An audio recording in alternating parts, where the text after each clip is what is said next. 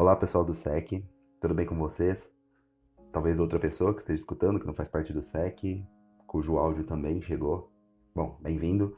Esse áudio aqui é um áudio porque, para o público original, que é o pessoal do SEC, do curso de Educação Clássica, nós terminamos Mária Ferreira dos Santos e o próximo passo é estudar Hugo de São Vito num dos seus pontos, o ponto da matemática, porque é muito importante o reconhecimento da matemática de acordo com Hugo de São Vito, que basicamente vai nos fazer distinguir entre o que nós chamamos de intelecto e o que nós chamamos de inteligência, que é essa capacidade da coactação e do pensamento do atuante que vai nos definir, basicamente, a diferença entre a estrutura concreta do pensamento e aquela estrutura que nós chamamos de idética do pensamento, que é baseada só num fantasma, numa imagem, né?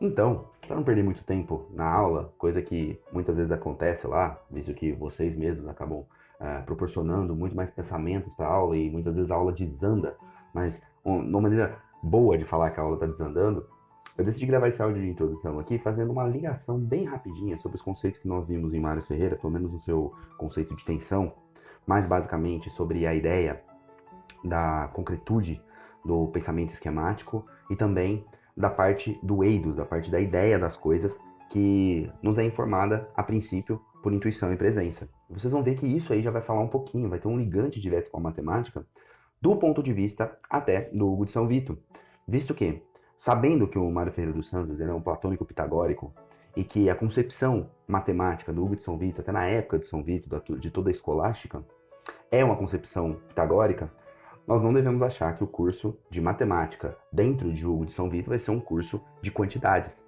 Né? Nós estamos acostumados com a matemática moderna, que é basicamente uma matemática de quantidades, que o seu professor vai ficar falando sobre quantidades e como você relaciona essas quantidades, mas a matemática não é isso. Né? Matemática, nós vamos ver uma definição formal da matemática, utilizando até a sua etimologia. Não é o momento para falar disso aqui agora, mas você vai perceber que está mais próximo daquilo que hoje as pessoas conhecem como astronomia do que realmente com aquilo que a gente conhece da matemática.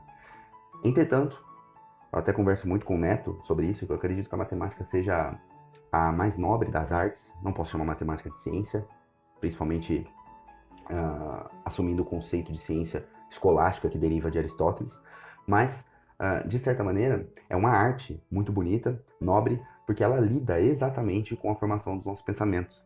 Então, existe uma relação direta entre a inteligência e a matemática, porque basicamente o movimento da inteligência é o que nós chamamos de matemática. Então eu pretendo, a partir desse áudio aqui, demonstrar algumas coisas e chegar num ponto que eu quero mostrar por que a matemática tem também uma certa eficiência em ser encarada como sendo uma arte das quantidades, entretanto não como a medida de quantidades que nós conhecemos, por exemplo, na física, mas sim com a quantização de uma estrutura lógica por trás de um evento. Então, vamos começar primeiro. A noção de essência. A noção de essência, pelo menos em Mário Ferreira dos Santos, é a estrutura lógica que organiza um determinado conjunto. Então, para o Mário Ferreira dos Santos, existia, antes de você ter uma essência, você tinha que ter a estrutura lógica por trás daquilo, que a gente chamou de coactantes, ou então chamamos de aritmos, que organizava um determinado conjunto. Dependendo da forma que esse conjunto fosse organizado, ele assumiria uma certa substância que nós reconheceríamos por presença. Aquilo que foi chamado de lei de proporcionalidade intrínseca. Lembre da palavra proporção, que tem a ver com razão e que, por sua vez, tem a ver com logos, né? Lógica, totalmente. Os antigos, inclusive, chamavam a essência de forma substancial, que é exatamente o que o Mário Ferreira chama depois de aritmos. Dizendo assim, eu sei que, por exemplo, uma caneca, essa caneca aqui que está na minha frente agora, eu estou olhando para a caneca, né? Estou parecendo o Mário Ferreira já, divagando aqui, achando que vocês estão vendo aquilo que eu estou vendo. Mas essa caneca que está na minha mão agora, eu sei que é uma caneca que não é um caminhão, existe uma lei de proporcionalidade intrínseca nessa caneca que revela que ela é uma caneca e não outra coisa. Então, de certa forma, é um princípio de identidade, saber que aquilo que é o que é e que não é o que não é. Isso parece muito simples pra gente, mas isso só pode acontecer porque nós já temos formado na nossa cabeça um esquema idético, aquilo que nós chamamos de esquema idético.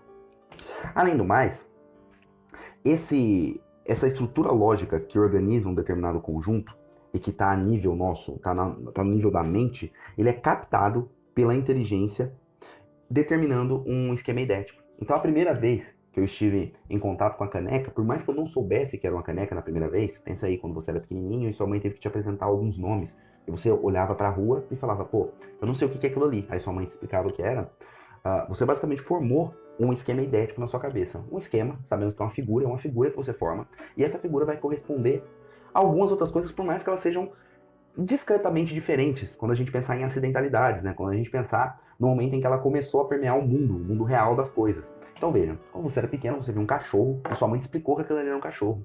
Só quando você saiu pra rua, você viu um outro cachorro diferente, um cachorro de tamanho diferente, de cores diferentes, um cachorro que latia de maneira diferente, um cachorro com temperamentos diferentes, mas ainda assim você sabia que era um cachorro. De certa forma, você guardou um esquema eidético. Lembrando que a palavra eidético vem de eidos, que significa ideal, ideia, né? Então você guardou o que é uma ideia de um cachorro. Daí, a partir do momento que você está na presença de um segundo cachorro, você já pode ativar essa memória pensando no seguinte, pensando que, olha, eu conheço essa estrutura, ela é muito parecida com aquela outra que a minha mãe chama de cachorro.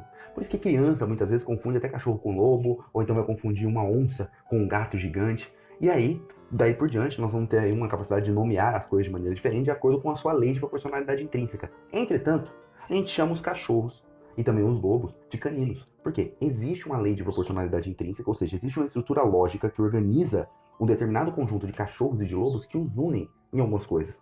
E qualquer um de vocês que pensar um pouquinho vai perceber o quanto de coisa parecida que existe entre um lobo e um cachorro.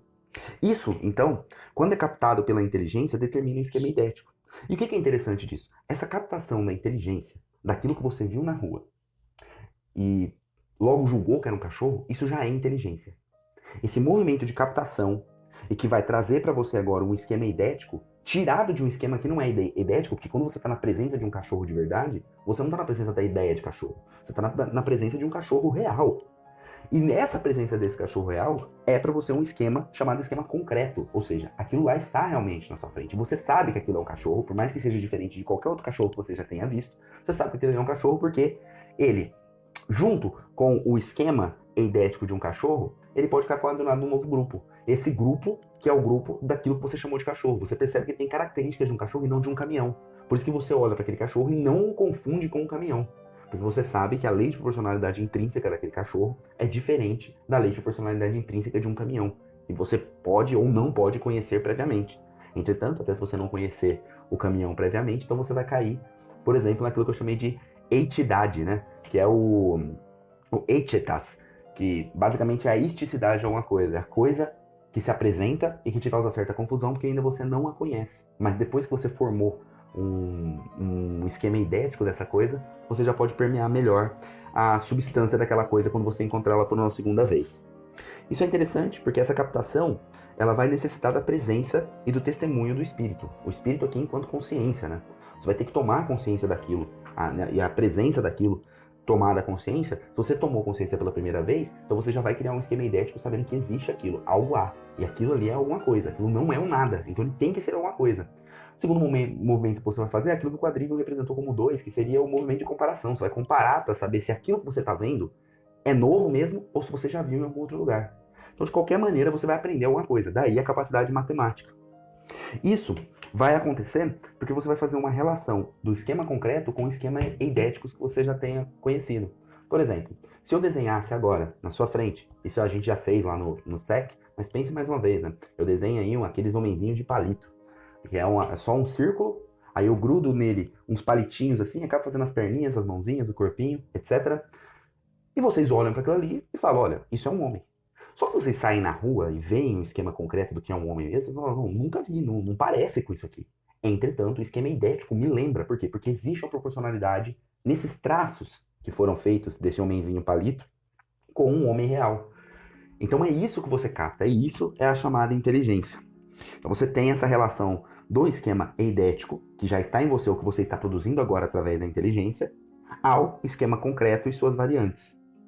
Então, isso vai se manifestar, ou seja, o esquema idético da coisa, essa estrutura lógica que organiza um determinado conjunto, você não consegue ver. É o que ele chamou de aritmos, né? E o que os pitagóricos também chamavam de aritmos, lembrando que aritmos é número.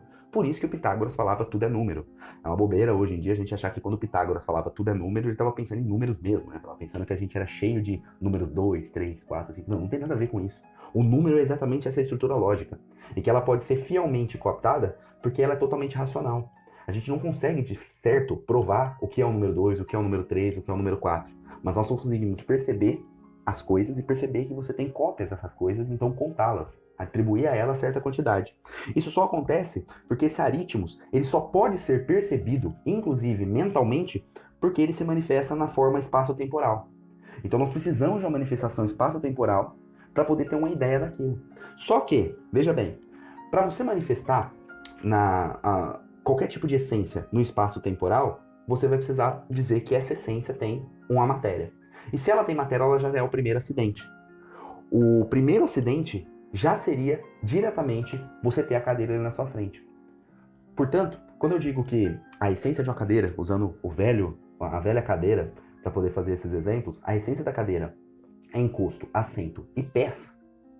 Quando eu digo que a essência da cadeira é encosto, assento, pés e ser de madeira, eu não posso mais dizer que a essência é ser de madeira. Por quê? Porque eu conheço cadeiras que não são de madeira e ainda são cadeiras, que têm essas três causas essenciais. Que causas essenciais são essas? Encosto, assento, pés. Eles podem ser de madeira ou eles podem ser, por exemplo, de ferro, eles podem ser de algum polímero qualquer. E se você perceber, então toda a matéria seria reduzida a apenas um acidente. Os antigos diziam que o primeiro acidente, os antigos são tanto os clássicos, um pouco menos, mas os escolásticos falavam muito, que o primeiro acidente é a quantidade. E aí vai começar a ficar inteligente para nós. Isso a gente vai inteligir. Por quê? Porque o esquema eidético, ele é apenas uma estrutura lógica que coaduna as coisas, que torna coactantes um novo aritmos. Por exemplo, quando a gente fez o exemplo do hidrogênio e do oxigênio, que, de certa maneira, se coadunam para formar água. A água que não tem nenhuma das características viáveis do próprio oxigênio e nenhuma das características viáveis do próprio hidrogênio, mas que num novo conjunto agora tem novas características e próprias, cortando um certo tipo de relação com as suas formas anteriores, né? A não ser aquela relação mais básica, que é a relação de quantidade e relação material. Entretanto, as outras relações não estão mais presentes. Se você tem a água, você agora não tem mais o oxigênio. Se você quiser oxigênio, você já não terá mais a água, porque você vai precisar extrair ele daquilo que nós convencionamos chamar de água. Acho que eu estou fazendo me entender por enquanto, senão vocês podem me mandar mensagem. Mas dá para continuar um pouquinho. Bom, se eu falo sobre que o esquema eidético, o esquema da ideia se manifesta na forma espaço-temporal, e eu estou dizendo que a forma espaço-temporal é uma forma em acidente, e o primeiro acidente é a quantidade, eu tenho que dizer o seguinte, então, que a inteligência ela vai coactar a estrutura lógica regente com suas quantidades. Daí começa a ficar um pouco mais claro pra gente por que a matemática trabalha também com tantas quantidades, apesar de que o cerne dela é estudar a estrutura lógica por trás dessas quantidades. Entretanto, as quantidades nos dão características de realidade para alguma coisa que eu quero provar, que eu não posso provar. Eu não tenho meios para provar, a não ser os meios mais etéreos, para provar essa estrutura lógica que organiza um determinado conjunto. Mas essa estrutura lógica, deve existir. Porque se não existisse, assim como o próprio Mário Ferreira dos Santos falou no final daquele texto sobre tensão, se ela não existisse, o elemento também não existiria. Se as moléculas de oxigênio, as moléculas de hidrogênio não fossem capazes de resgatar uma lei de proporcionalidade intrínseca, ou seja, um arranjamento propício para a forma da água, a água não existiria. Se a água existe, é porque algo, uma estrutura lógica, age por trás dessa formação. Nós discutimos isso também em forma da vida humana, né? Pensarmos que apesar de o óvulo e o espermatozoide serem vida, eles não são vida humana. Mas na coactação dos dois, aparece aí o que a gente chama vida humana. Porque no zigoto você já tem um genoma de um ser humano mesmo. E esse genoma desse ser humano vai deixar muito claro que algo novo surgiu ali. E aquele algo novo não constava anteriormente, tanto no óvulo quanto no espermatozoide. Por isso não podemos dizer que é uma soma aritmética, uma soma simplesmente aritmética das partes para a formação dos seres humanos, porque nós somos bem diferentes de um espermatozoide, nós somos bem diferentes de um óvulo.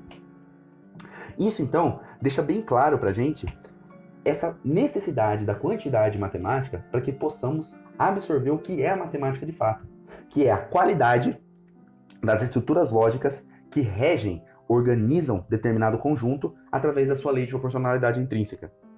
Lembrando que a lei de proporcionalidade intrínseca é uma lei de arranjo, é uma lei de arranjamento de partes, e que também a palavra proporcionalidade significa racionalidade, nós começamos a pensar nos elementos matemáticos, na nobreza da matemática, na matemática como ente dedutivo e não num ente intuitivo, como é a física, por exemplo. Que nós observamos a física através dos seus movimentos, mas a matemática não. A matemática permeia o nosso esquema eidético e é colocada em prova quando nós começamos a quantificar o mundo ao nosso redor.